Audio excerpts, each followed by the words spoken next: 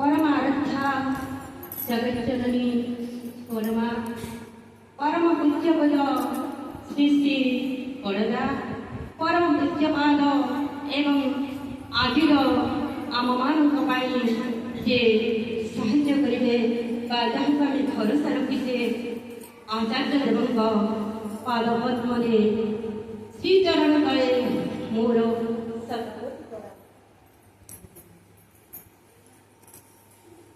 परिचारिका माँ तथा उपस्थित थिबा समस्त मातृ सम्मेलन माँ माने उपस्थित सज्जन मंडली तथा छोट छोट पिला मानकु मोर श्रद्धा सुमन एवं जय गुरुर प्रणाम। आज एक भव्य परिवेश उपस्थित होगा मत योग्य विवेचित करने जे मत स्थान देते से माँ को प्रति प्रथम मोर कृतज्ञता जनाऊँगी। से माँ के नुहति से होती आपण मानकर अति प्रिय रंजिता माँ एवं जे कि मोर सात पुरुषर बंधु एवं तक कनिष्ठा कन्या को मु मोर बहु रूपे ग्रहण करी से एक सुयोग्य संतान को मु पाई बहुत गर्वित एवं आनंदित एवं एक भव्य सम्मिलन स्थान पाइबार योग्य मोर अच्छी कि नहीं जाने ना तथापि मुझे जानूची जे प्रभुंकर अपार करुणा मो प्रति अच्छी करी कृपा काहे कृपा तेणु प्रभुंकर जदि से करुणा नथा हुए तो सेठार उपस्थित होई आपण मान गहन एक भव्य परिवेश आध्यात्मिक परिवेश स्थान पाई पारिना बहुत आनंद लगे मते आपण मान भजन कीर्तन जोड़ाण एवं पूरा आत्मनिर्भर होती आपण मैंने एक आध्यात्मिक परिवेश विषय आपण मान कौन कहबी आपण मैंने गोटे गोटे समुद्र सिंधु सामान्य जलबिंदु मात्र ना अच्छी मोर ज्ञान ना अच्छी मोर गाड़ी मान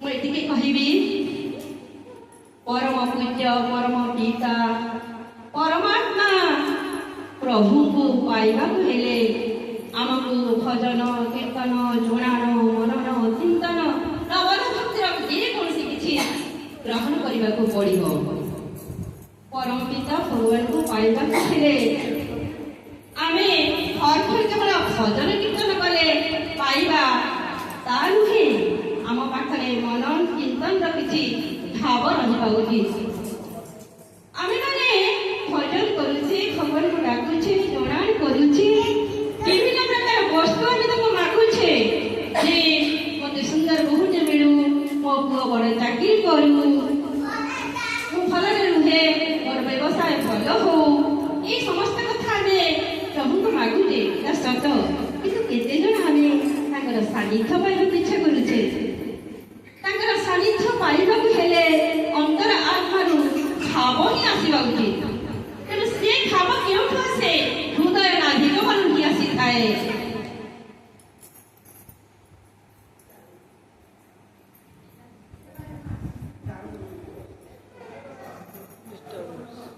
डिस्टर्बिंग एलिमेंट क्षमा करिए छोटा पिलाटा तो से मत छाड़े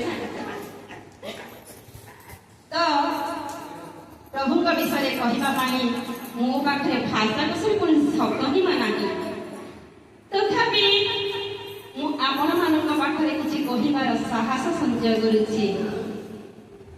महाप्रभु भगवान परमात्मा ठाकुर से किति जे वैराग्य किति जे शांत किति जे धैर्यशील एवं प्रति मुहूर्त से शिष्य मान सदैव चेष्टित जी माँ शुणी मन हुए पिला माने कांदती से माँ मैंने कौन करती खेलना किसी दिखती पिला माने खेलना खेलती जो मन छाड़ी जाए खेलना थोड़ी माँ माँ ଚାଲି ଯାଆନ୍ତି।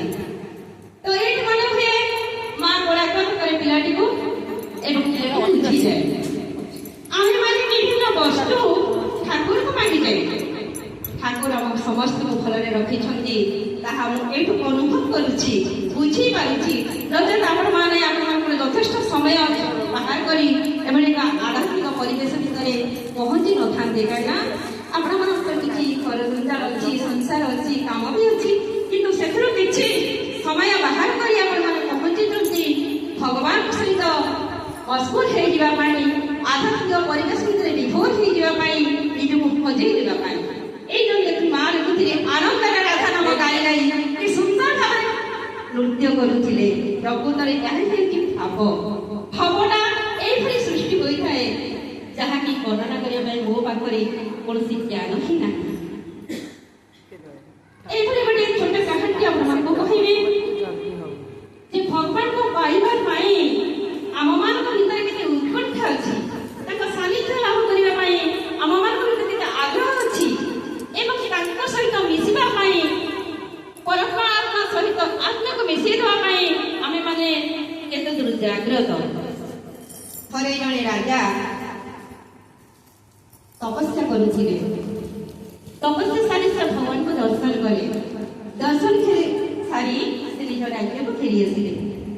ରାଜ୍ୟକୁ ଫେରି ଆସିଲା ପରେ ସମସ୍ତ ରାଜ୍ୟବାସୀ ଜାଣିଲେ ଯେ ରାଜା ଯାଇଥିଲେ ବିଷ୍ଣୁ ଭଗବାନଙ୍କୁ ଦର୍ଶନ କରି ଆସିଛନ୍ତି।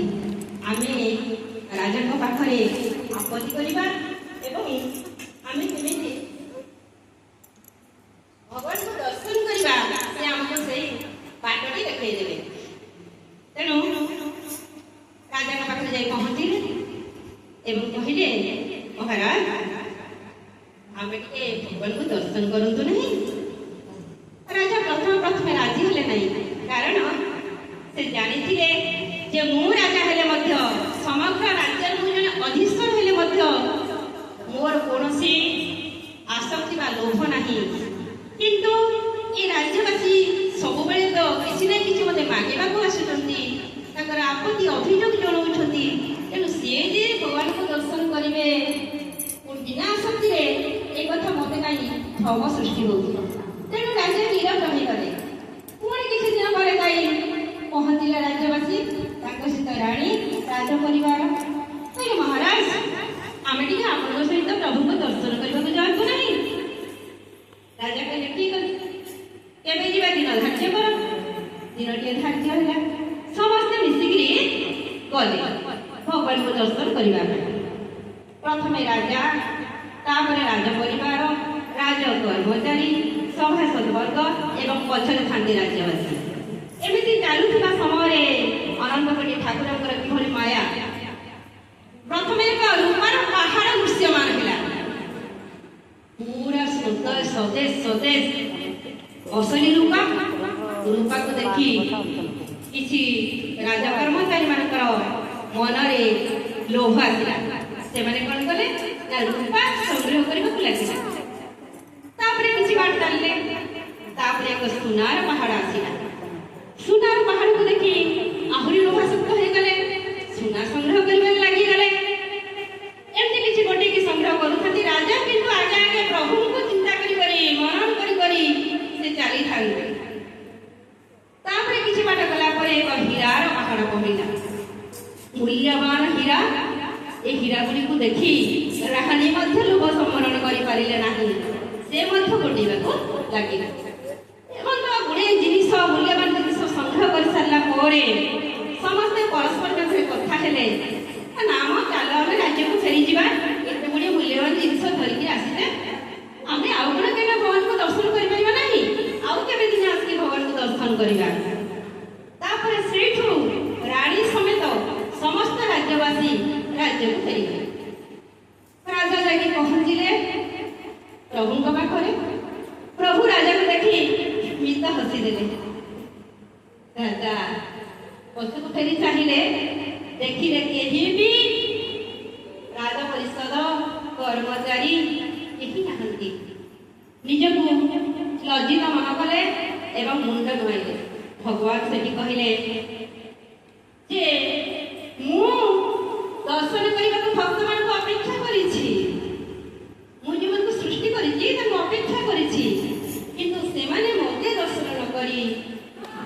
ଆସକ୍ତି ହୋଇ ଲୋଭାସକ୍ତ ହୋଇ ସେମାନେ ଗୋଟେ ବସ୍ତୁ ନେଇକରି ଫେରିଗଲେ। ତେଣୁ ମୋତେ ପାଇବାକୁ ହେଲେ ମନରେ ଏତିକି ଜିନିଷ ସଂଗ୍ରହ କରିବାକୁ ପଡ଼ିବ, ମୋତେ ଭକ୍ତିର ସହିତ ଶ୍ରଦ୍ଧାର ସହିତ ବାନ୍ଧି ପାରିବା। ରାଜା ତାପରେ ଫେରି ଆସିଥିଲେ। ଏଇଠୁ ଆମେ ମନେ କରିବା ଯେ ଏଇ ଯୋଉ ଭକ୍ତି ଭାବ ବା ଶ୍ରଦ୍ଧା ବା ପ୍ରେମ, ଆମେ ପରମାତ୍ମାକୁ ପାଇବାକୁ ହେଲେ କ୍ଷେତରେ ଚାଷ କରିପାରିବା ନାହିଁ ଯେ ଭଲ ଶସ୍ୟ ଉତ୍ପନ୍ନ ହେବ, କିମ୍ବା ବଜାରକୁ ପଇସା ଦେଇ କିଣି ପାରିବା ନାହିଁ। ଏ ହେଉଛି ସେଭଳି ପ୍ରେମ। ଆମେ କେବଳ ପାଇପାରିବା ତାଙ୍କୁ ଶୁଦ୍ଧ ମନ, ଶ୍ରଦ୍ଧା, ଭକ୍ତି ଏବଂ ସମର୍ପିତ ଭାବରେ। ଯଦି ଆମେ ତାଙ୍କ ଚରଣରେ ସମର୍ପିତ ହେବା ତେବେ ଆମେ ସବୁ କିଛି ପାଇପାରିବା। ମନେ ପଡ଼ିବାକୁ ଗୋପୀମାନଙ୍କ କଥା।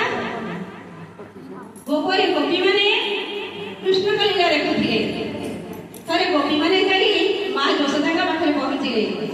କହିଲେ, ମା ଯଶୋଦା, ଆମେ ଆଉ ଏ ଗାଁରେ ରହିବୁ ନାହିଁ, ଆପଣଙ୍କ ଗାଁରେ ଆମେ ରହିପାରିବୁ ନାହିଁ। ଯଶୋଦା କହିଲେ, କାହିଁକି, କଣ ହେଲା? ଅପରାଧ ମୋର କଣ? ଅପରାଧ ତୁମର ନୁହେଁ, ତୁମର କଣ ମିଳିଲା? କଣ ସେ କଲା? ନା ଦେଖୁନାହାନ୍ତି, ଆମେ ଯମୁନାକୁ ଜଳ ପାଇଁ ଗଲା ବେଳକୁ ଆମ ମାଟି ଗୁଡ଼ିକ କଣା କରିଦଉଛି, ପୁଣି ଜଳ କରି ନେଇ ଆସିଲା ବେଳକୁ ଟେକା ପକାଇ ମାଠିଆ ଫୁଟେଇ ଦେଇକି ଜଳ ଧୋଇ ଦଉଛି, ପୁଣି ଆମ ଘରେ ପଶି ସମସ୍ତ ସରଲହୁଣୀ ଖାଇ ଦଉଛି ଏବଂ ସାଙ୍ଗମାନଙ୍କୁ ନେଇ ଚୋରି କରୁଛି। ତ ଏଭଳି ଭାବରେ ଆମେ କେମିତି ବା ରହିବୁ କହିଲେ? ମା ଯଶୋଦାଙ୍କୁ ବହୁତ ଦୁଃଖ ଲାଗିଲା। ସେ କହିଲେ, ଶୁଣ, ତୁମର ଯେତୋଟି ମାଠିଆ ଭାଙ୍ଗିଛି ଭାଙ୍ଗୁ, ପ୍ରତି ଜଣ ମୋ ଠାରୁ 10ଟି ଲେଖା ମାଠିଆ ନେଇଯାଅ। ବାକି ରହିଲା ସରଲହୁଣୀ କଥା। ତୁମର ଯେତେ ସରଲହୁଣୀ ଚୋରି କରି ସାଙ୍ଗମାନେ ତାର ଖାଇ ଦେଇଛନ୍ତି କିମ୍ବା ସେ ନଷ୍ଟ କରିଦେଇଛି, ମୋ ଘରୁ ସମସ୍ତେ ନେଇଯାଅ, କିନ୍ତୁ ମୋ କାନ୍ଧକୁ ଏମିତି କୁହ ନାହିଁ। ଗୋପୀମାନଙ୍କ ମଧ୍ୟରେ ପ୍ରେମ ଥିଲା, ଶ୍ରଦ୍ଧା ଥିଲା, ଅନେକ ଦେଖିନଥିଲେ। ତେଣୁ ସେ କହିଲେ, ହେଲା ମା, ଯାହା ତ ହେଲା ହେଲା, ମାଠିଆ ତ ଭାଙ୍ଗିଗଲା, ସରଲହୁଣୀ ତ ଖାଇଦେଲେ। ହେଲେ ଏବେ ଟିକେ କହ୍ନେଇକି ଡାକନ୍ତ ନାହିଁ, ଆମେ ଟିକେ କହ୍ନେଇକି ଦେଖନ୍ତୁ। ଦେଖ କି ପ୍ରକାର ପ୍ରେମ ଭଗବାନ କୃଷ୍ଣଙ୍କୁ ପାଇବା ପାଇଁ। ସେଇଠୁ ଗୋପୀମାନଙ୍କ ଭିତରେ ଥିଲା ନିଃସ୍ୱାର୍ଥପର ବିଶ୍ୱାସ, ତ୍ୟାଗ, ଶିଶୁ ସୁଲଭ ନିରହଙ୍କାର ଶ୍ରଦ୍ଧା। ଆମେ ଏହାକୁ ଶ୍ରଦ୍ଧା କହିପାରିବା, ଭକ୍ତି କହିପାରିବା, ପ୍ରେମ ମଧ୍ୟ କହିପାରିବା। ତେଣୁ ଭଗବାନଙ୍କୁ ପାଇବା ପାଇଁ ପ୍ରେମ ହିଁ ଆବଶ୍ୟକ। ଖାଲି ପ୍ରେମ କଲେ ହେବ ନାହିଁ, ଏଥିପାଇଁ ଆମେ ଗୁରୁ ଦୀକ୍ଷିତ ହେବା ଉଚିତ। ତେଣୁ ଗୁରୁ, ଆମେ କାହାକୁ ଗୁରୁ କହିବା? ଆମେ 3ଟି ଗୁରୁଙ୍କ ପାଖକୁ ଦେବା। ପ୍ରଥମ ଆଦ୍ୟ ଗୁରୁ ଆପଣମାନେ ମା, ଆପଣମାନେ ଆପଣ ପିଲାମାନଙ୍କର ଆଦ୍ୟ ଗୁରୁ। ଦ୍ୱିତୀୟ ଗୁରୁ ବିଦ୍ୟାଳୟର ମନ୍ଦିର, ବିଦ୍ୟାଳୟ ବୋଲି ମନ୍ଦିର, ସେହି ମନ୍ଦିରରେ ଥିବା ଶିକ୍ଷକ ଶିକ୍ଷୟିତ୍ରୀ, ସେମାନେ ହେଉଛନ୍ତି ଗୁରୁ। ତୃତୀୟ ଜଗତଗୁରୁ, ଆମର ଦୀକ୍ଷା ଗୁରୁ, ଯାହାଙ୍କ ଅନୁଶାସନରେ ଆମେ ଆଗକୁ ବଢି ଚାଲିବା ଏବଂ ସତ୍ୟର ପଥ ଆମେ ଜାଣିପାରିବା। ଗୁରୁ ବିନା ଗତି ନାହିଁ, ଗୁରୁ ବିନା ଭକ୍ତି ନାହିଁ। ଗୁରୁ ହିଁ ପରମ ତପ, ଗୁରୁ ହିଁ ପରମ ଧର୍ମ। ଗୁରୁ ବିନା ଶାନ୍ତି ନାହିଁ, ଗୁରୁ ବିନା ଭକ୍ତି ନାହିଁ। ତେଣୁ ଗୁରୁ ହେଉଛନ୍ତି ଅଗତିର ଗତି। ତେଣୁ ଗୁରୁ ବିନା ଯେକୌଣସି କାର୍ଯ୍ୟ ଆମେ କରିବା ସବୁ କିଛି ନିଷ୍ଫଳ ହିଁ ଦେବ। ବାକି ଗଲା ଆପଣମାନଙ୍କର ଏଇ ଯୋଉ 28 ଦିନର କାର୍ଯ୍ୟ ସରିଯାଇଛି, ଆଜି 29 ଦିନରେ ପହଞ୍ଚିଛି। ରଞ୍ଜୁମା ମୋତେ କହୁଥିଲେ ଆଜିର ପ୍ରସଙ୍ଗଟି ଥିଲା ପରବରଣୀରେ କନ୍ୟାର ଭୂମିକା।